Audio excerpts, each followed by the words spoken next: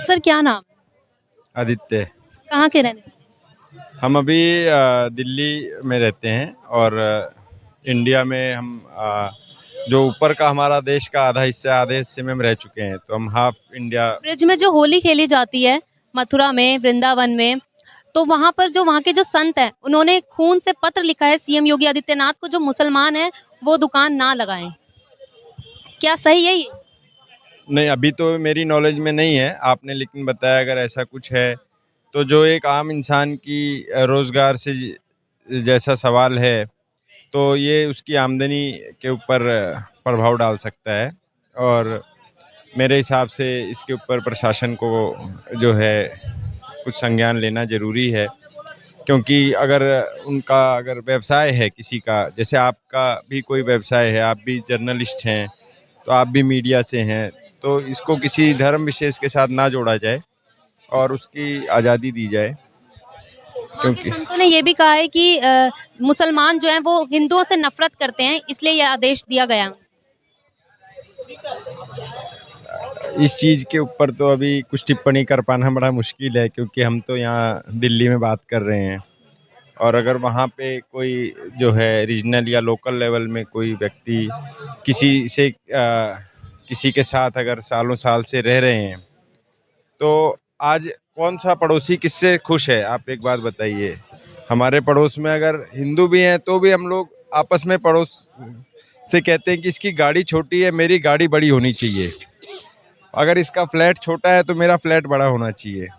तो इंसान तो जलन और नफरत तो घर में भी कर सकता है, भाई भाई से भी कर सकता है और अड़ोस पड़ोस में भी कर सकता है। सर क्या नाम है? मेरा नाम उमेश लाल है। ब्रिज में जो होली खेली जाती है वहाँ के संतों ने सीएम योगी आदित्यनाथ को पत्र लिखा है कि मुसलमान वहाँ पर अपनी दुकानें ना लगाए कलरों की, क्योंकि मुसलमान जो है वो हिंदुओं से नफरत करते हैं, कहीं वो थूक ना दे उन कलरों में, तो उन लोगों का बहिष्कार किया जाए। हाँ, देखिए, सबसे पहला बात तो ये है कि ये इतिहास रहा है कि मुस्लिम लोग अपने दुकान में खाने में थूक देते हैं, और जैसे जूस में पेशाब कर देते हैं। ऐसा बहुत काफ़ी वीडियो आया है। वो लोग अग्रेसिव होते हैं। हम जब मतलब अपना जुलूस निकालते हैं तो हम लोग बहुत शांति प्रिय ढंग से निकालते हैं, लेकिन तो वो लोग उनके मोहल्ले से जब हमारा जुलूस जाता है तो वो पथराव करते हैं।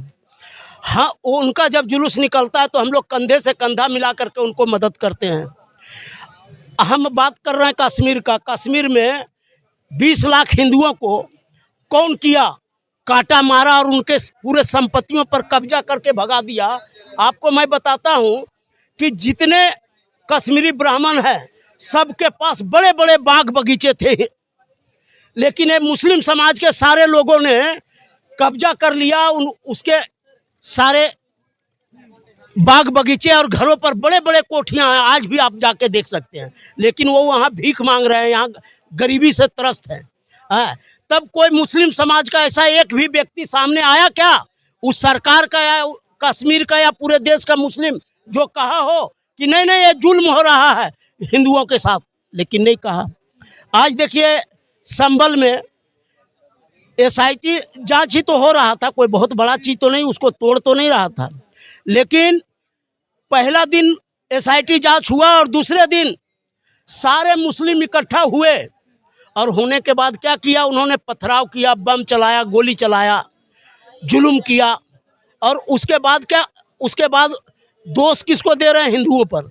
आज देखिए, हजारीबाग झारखंड का एक जिला है, और उस जिले में हिंदू लोग अपना शिवरात्रि मना रहे थे। अभी की घटना है, अभी की।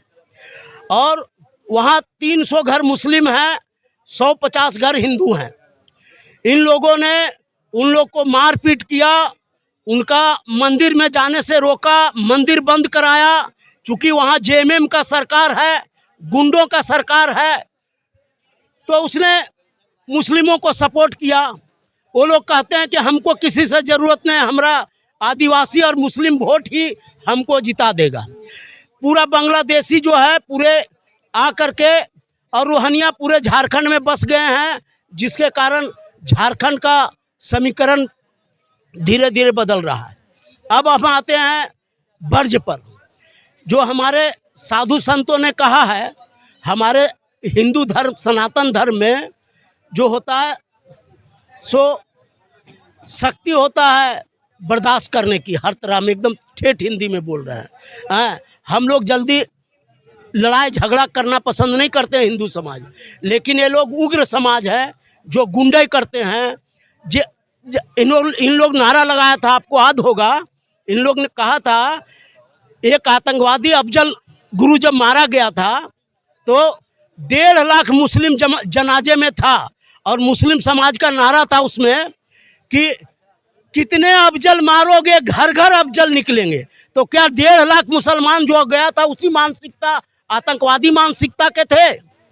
जब मरा था एक अतीक अहमद तो 40,000 मुस्लिम थे उसमें जनाजे में, क्या था? आतंकवादी था, गुंडा था, माफिया था। ये लोग जब पेशाब कर देते हैं खाने में, फूल पर थूक देते हैं, हमारे प्रसादों में थूक देते हैं, तो हम इनका दिया हुआ क्यों प्रसाद ले? आपके मस्जिद में तो हम लोग जाते नहीं हैं, आपके वो कमाएंगे क्या और खाएंगे क्या फिर अगर उनकी दुकानें हट जाएंगी? यही तो है, जब तक आप सुधरिएगा नहीं तब तक आपको दंड तो कुछ मिलना चाहिए कि नहीं मिलता है। आतंकवादी को दंड मिलता है गोली खाने का, आप जब थूकते और मुतते हैं तो आपको दंड मिलना चाहिए पेट का। अब कहते हैं कि मोदी जी और योगी जी गलत हैं। आज मैं बता रहा हूँ 7700 मदरसा को सरकारीकरण किया, जो मुल्ला लोग मौलवी लोग 3,000 पाते थे उनको 50,000 रुपये महीने का मिल रहा है। तो उनका विकास हुआ कि नुकसान हुआ? सो बताइए, 35,000 मुसलमानों को बेनिफिट हुआ। आपसे पूछना चाहते हैं, मोदी जी ने कहा सबका साथ, सबका विकास, सबका विश्वास। आपको पता है कि कांग्रेस के 75 साल के इतिहास में कांग्रेस के रीजन में 1 से 2 IAS मुसलमान बनते थे, IPS, लेकिन मोदी के जी के रीजन में पिछले 2 साल में 101 IAS बने हैं। ये मोदी जी का सबका साथ, सबका विकास, सबका विश्वास का ही नारा का फल है। आपको बताते हैं, कोई मुस्लिम को कभी कांग्रेस सरकार और किसी सरकार ने दिया था क्या कि मतलब स्कॉलरशिप के लिए उनको 24 करोड़ रुपया दिया जाता है IAS का, मुस्लिमों को IAS की तैयारी करने के लिए मोदी जी द्वारा। लेकिन फिर भी ये लोग कहते हैं मोदी और योगी गलत है सारे देश में, जबकि ये लोग 2 साल में 101 IAS 50% से अधिक बन गए, उसके बाद भी ये लोग को नहीं है। मोदी जी ने रामपुर एक गांव है जहां से 700 की जनसंख्या मुस्लिमों का है और 258 घर मुस्लिम ही है, दूसरा कोई जाति नहीं है। उनको उन्होंने वहाँ सभी को शौचालय दिया, आयुष्मान कार्ड दिया, सभी को 258 पक्के का मकान दिया, समझे कि नहीं? सारे लोगों को जितने भारत सरकार का सुविधा होता है, 10 किलो अनाज भी दिया। सारे चीज देने के बाद जानते हो मुस्लिम लोग कितने वोट दिए मोदी जी को? लड्डू, 0 वोट दिए। तो क्योंकि एक बूथ था वो मुस्लिम बूथ ही था, दूसरा कोई जाति का बूथ नहीं था, इसलिए पता चला। तब मोदी जी को अभी समझ नहीं आ रहा है, ये मुस्लिमों को जितना बढ़ा रहे हैं मोदी जी, उनसे मैं आग्रह करना चाहता हूँ, बार बार निवेदन करना चाहता हूँ भारत सरकार से और योगी सरकार से, यूपी सरकार से, कि अभी भी संभल जाइए। अगर नहीं संभले तो सारे हिंदुओं सनातनियों के साथ जो कश्मीर में ब्राह्मणों के साथ हुआ वही पूरे देश में होगा। और अगर अभी नहीं संभले, आज 116 करोड़ हिंदुओं की जनसंख्या है इस भारत में, आपको आंकड़े के साथ में बता रहा हूँ, और 25 करोड़ मुसलमान है।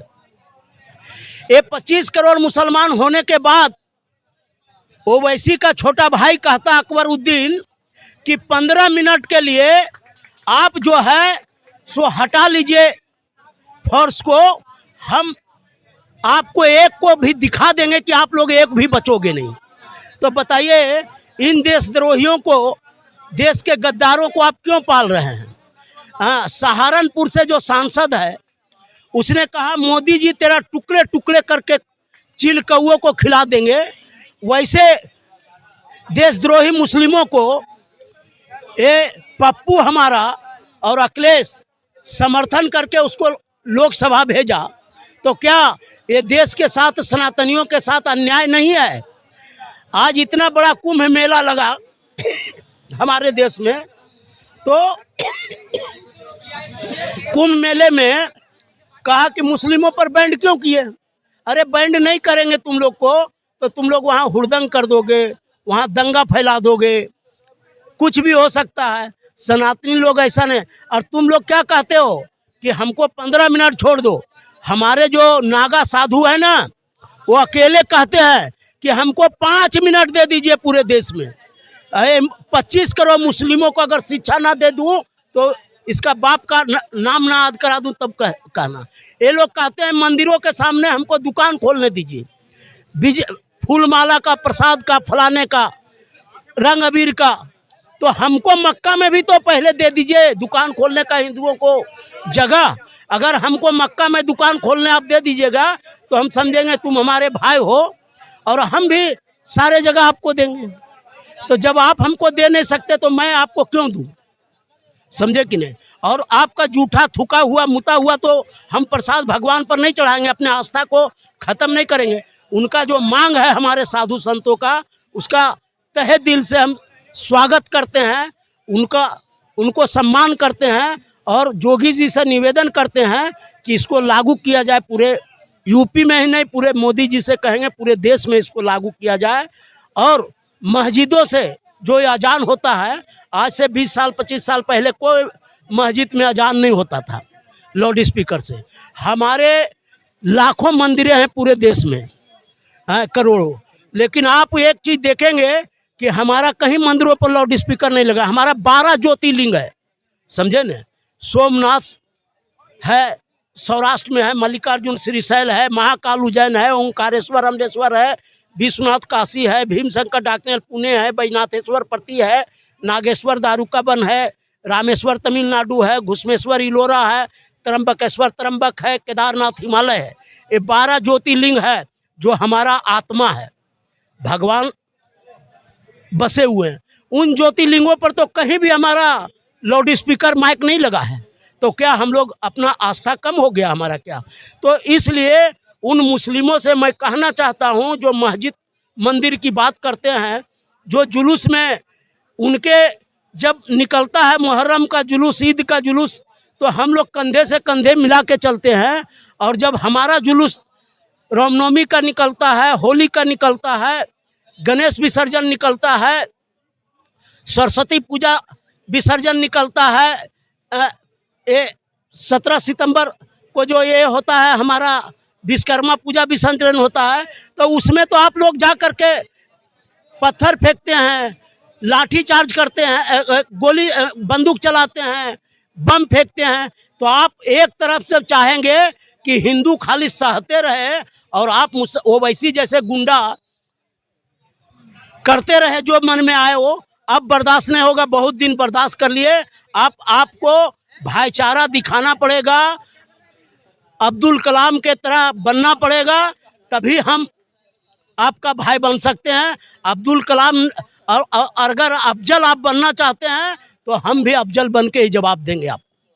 तो ये थे यहाँ पर तमाम लोगों की अपनी निजी राय। अब तक के लिए फिलहाल इतना ही। देखते रहे टाइम्स ऑफ भारत।